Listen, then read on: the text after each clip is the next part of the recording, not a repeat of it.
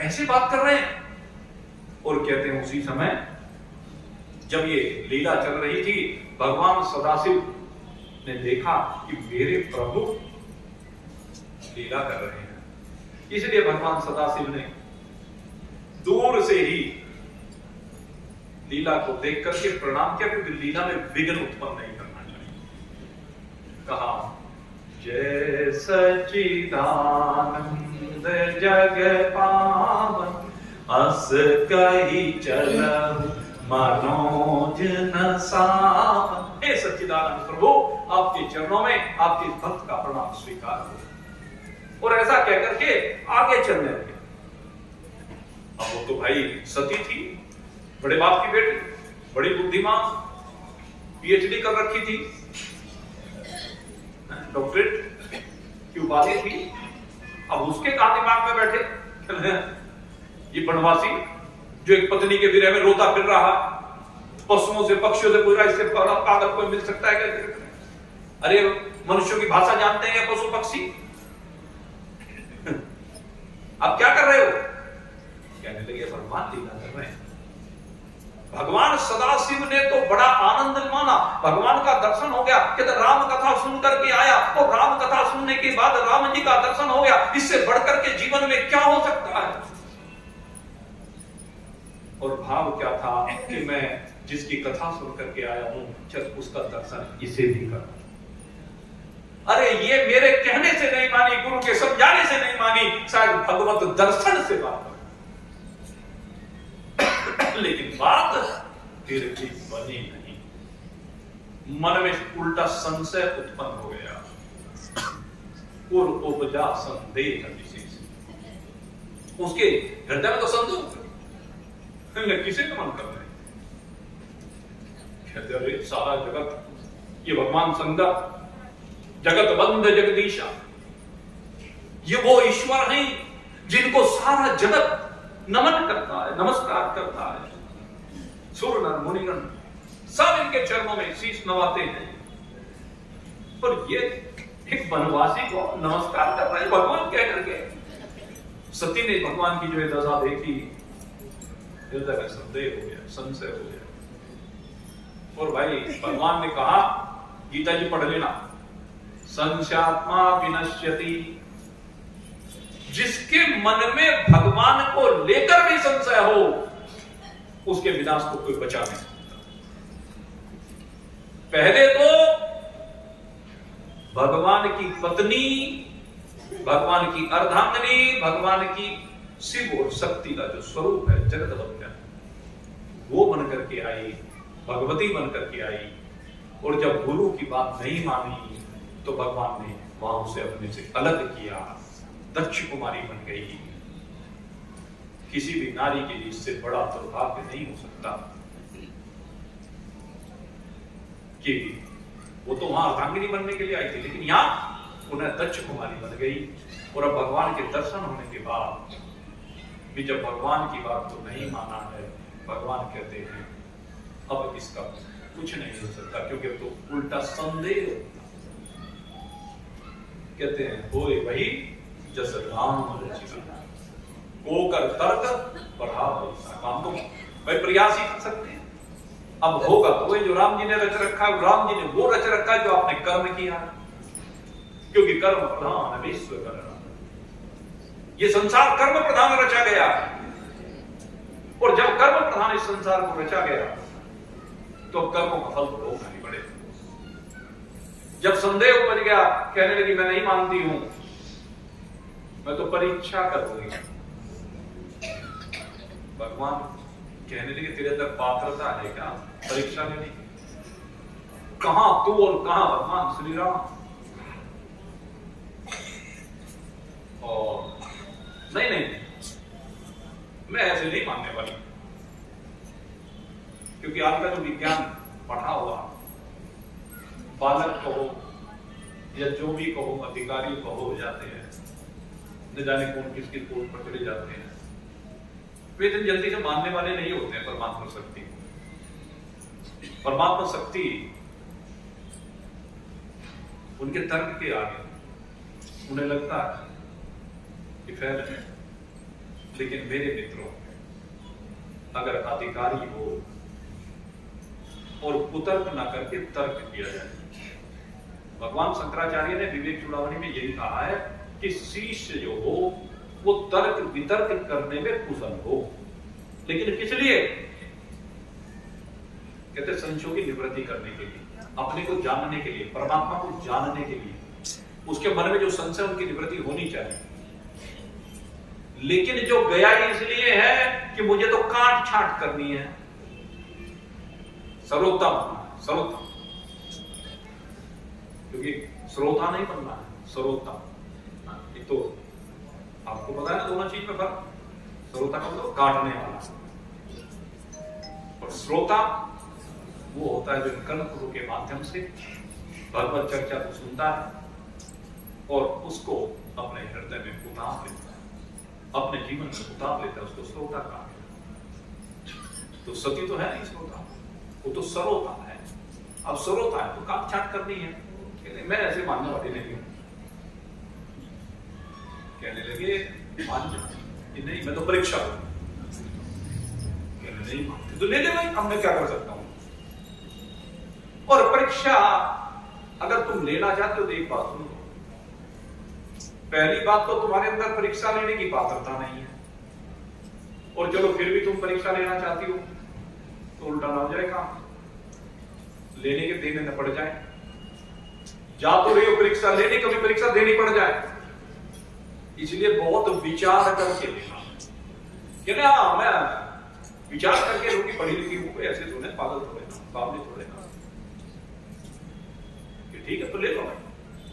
अब चल दी, और चल करके उसने सोचा ये सीता जी की खोज कर रहे हैं और सीता जी के जैसे पागल हो रहे हैं, तो चल क्यों ना तो सीता जी बन जाओ। सीता जी बनना चाह रही है सती, बाहर से सीता बन गई, अंदर से सती है। एक मात्रा का फर्क है उस सती में और सीता में, तो ज्यादा लंबा थोड़ा फर्क नहीं है। बाहर से तो बन गई, अंदर से नहीं बन गई। सीता कौन है? वनवास किसको मिला? वनवास केवल राम जी को मिला, सीता को तो वनवास नहीं मिला था। लेकिन सीता जी कहते अगर यदि आप वन में रहोगे तो मैं भी आपके साथ साथ वन में रहूंगा।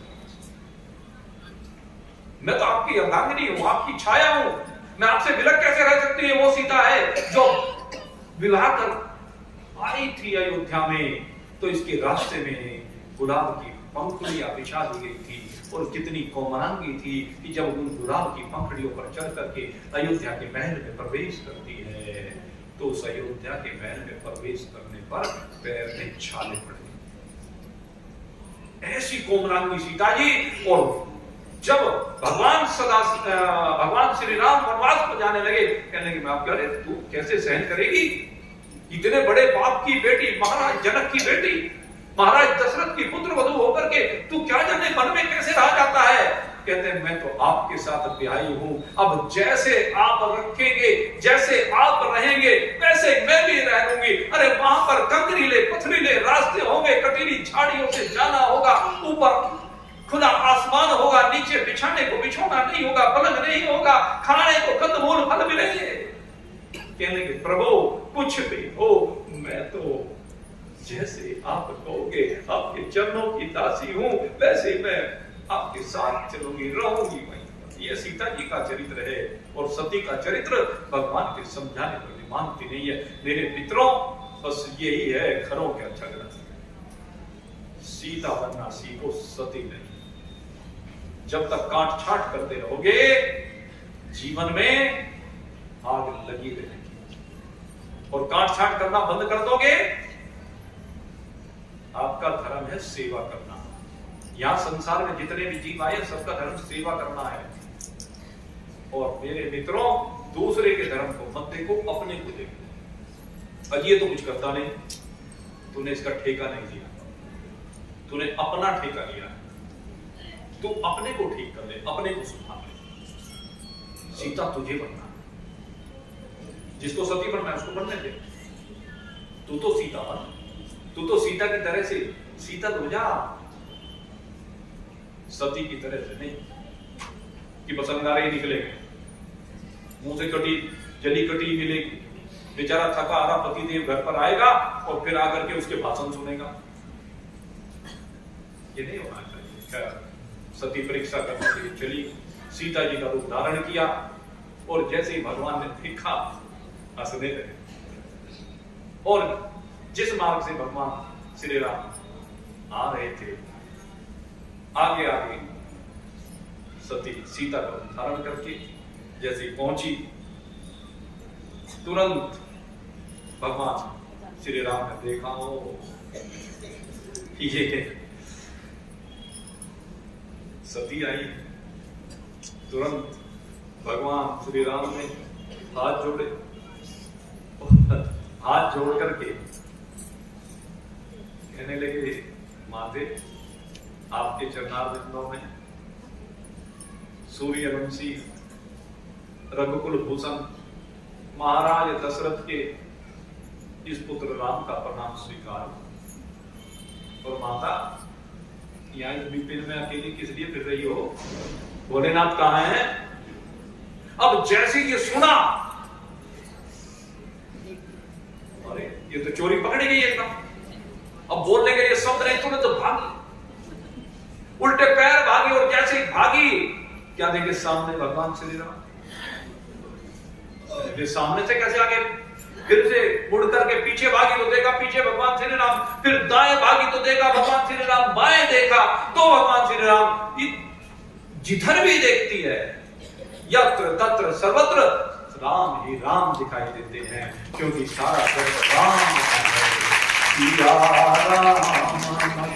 सब जग जानी करहु प्रणाम, जोर जुग पानी।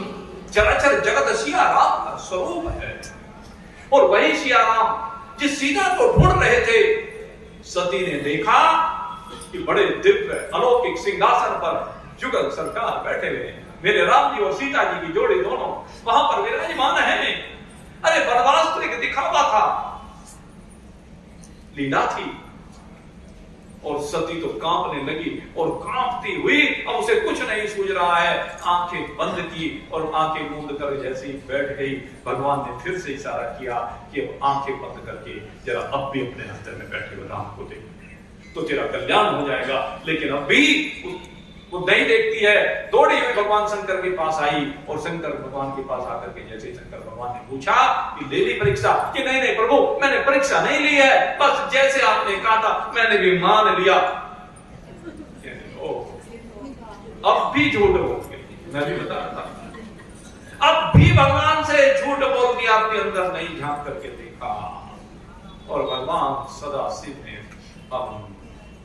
अनुमान कर लिया कि इस दक्षुतर का अब किसी भी प्रकार से कल्याण नहीं हो सकता। और भगवान सदाशिव ने वहीं पर संकल्प लिया कि अब मेरी तेरे साथ भेंट नहीं हो सकती। और भगवान की चर्चा करते हुए जैसे ही आकाशवाणी होती है संकल्प के ऊपर, आपने क्या संकल्प लिया, पूछती हुई जाती है, अरे क्या हुआ, क्या बात हुई। अब उसे दाढ़ में काला तो नजर आने लगा, लेकिन भगवान शिव ने कुछ नहीं कहा। और आए भगवान सदाशिव कैलाश पर और लाल की समाधि अखंड समाधि लगी। और अखंड समाधि लगने के बाद कहते बीते संवत सहज 87,000 वर्ष बीत गए। और जब 87,000 वर्ष बीत गए तो सती को वर्तमान हो गया कि भगवान सदाशिव ने मेरा परित्याग कर दिया है। तो जब उसको ऐसा अनुभव हुआ, उसके बाद घटना घटी, भगवान सदाशिव की आंखें खुली, सम्मुख आसन दिया भगवान ने, और इतने में देखा आकाश में विमानों की गड़गड़ाहट। और जैसे ही विमानों गड़गड़ाहट हुई, उसके बाद पता चला कि दक्ष प्रजापति ने, उसके पिता ने यज्ञ किया है, लेकिन उनको निमंत्रित नहीं किया है। लेकिन जबरदस्ती कह सुन करके वो गई दक्ष प्रजापति के यज्ञ में। और वह वहां जाकर के जब भगवान सदाशिव का भाग नहीं देखा तो फिर बड़ा क्रोध। कहते कोई भी यज्ञ भगवान सदाशिव के बिना कैसे पूरा हो सकता है। और क्रोधाग्नि में वो कुछ कर तो नहीं पाई, लेकिन योगाग्नि प्रकट की और जिस जगह पर कलखर में यज्ञ हो रहा था वहीं पर योगाग्नि के द्वारा उस यज्ञाग्नि में अपनी आहुति दी और जैसे आहुति दी शिव ने वहां पर तांडव करना शुरू कर दिया। यज्ञ को विध्वंस करने के लिए भगवान ने वीरभद्र को भेजा और वीरभद्र को भेजने के बाद उसके बाद यज्ञ का विध्वंस हुआ, उसका सर काट दिया दक्ष प्रजापति का वीरभद्र ने, उसको भी उस अमर कुंड में डाल दिया। सब देवताओं में खलबली मच गई कि यज्ञ तो पूरा होना चाहिए और ये दक्ष प्रजापति अगर मर गई तो हमारे राजा हैं, कैसे काम चलेगा। और आखिर सबने जाकर के भगवान शंकर की स्तुति की और भगवान शंकर की स्तुति होने पर भगवान सदाशिव आए और भगवान सदाशिव आकर के उन्होंने दक्ष के ऊपर कृपा की है और कहते हैं बकरे का सिर लगाया और बकरे का सिर लगा करके बम बम कहकर के उसने भगवान की स्तुति की है।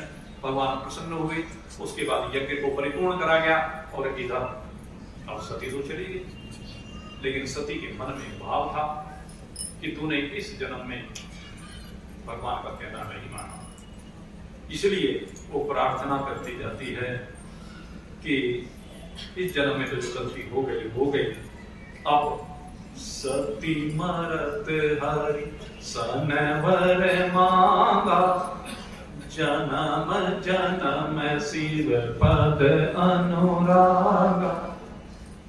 कहते हैं प्रभु मैं अपनी गलती का प्रायश्चित करना चाहती हूं और अंत मताजुगत आप जानते हैं जैसे अंतकाल में मति होती है वैसी गति होती है। वो कहती है कि मेरा भगवान सदाशिव के चरणों में सदा प्रेम बना रहे, मुझे भगवान सदाशिव की प्राप्ति हो। और इसी भावना को लेकर के सती जब इस तन का परित्याग करती है तो इसी के कारण से तेरी कारण हिमगिरी ग्रह जाती, हिमाचल के यहाँ जाती है और जननी पार्वती तक वहां पर उस पर्वतराज की बेटी बनकर के अवतरित होती है। और जैसे पार्वती का जन्म होता है हिमाचल के यहाँ बड़े मंगल सगुण होते हैं, बड़ी दिव्य परिस्थितियां बनती हैं, आकाश से पुष्पों की वर्षा करने के लिए देवता आते हैं। और उसी समय जैसे जैसे थोड़ी सी बड़ी हुई नारद मुनि का आगमन हुआ और जैसे ही नारद मुनि का आगमन हुआ हिमाचल ने बेटी को उनके चरणों में डाल दिया। इसके बारे में बताइए कि इसका विवाह किसके साथ होगा। अब नारद जी विवाह के बारे में बताते हैं कि किसके साथ इसका विवाह होगा और जब विवाह होगा तो बारात भी होगी। देवता चाहते हैं कि जल्दी से जल्दी विवाह हो और भाई हम भी चाहते हैं जल्दी से जल्दी विवाह, लेकिन विवाह कब होता है? विवाह से पहले बारात होती है, जानते हैं ना आप सब। तो विवाह भी कराएंगे लेकिन विवाह से पहले भगवान की बारात में चलना है और भगवान की बारात पहुंचेगी पार्वती जी के यहाँ, हिमाचल के यहाँ, तब जाकर के बाद में पानी ग्रहण होगा। तो ये बारात कल कुछ नहीं, भगवान की बारात कल चलेगी।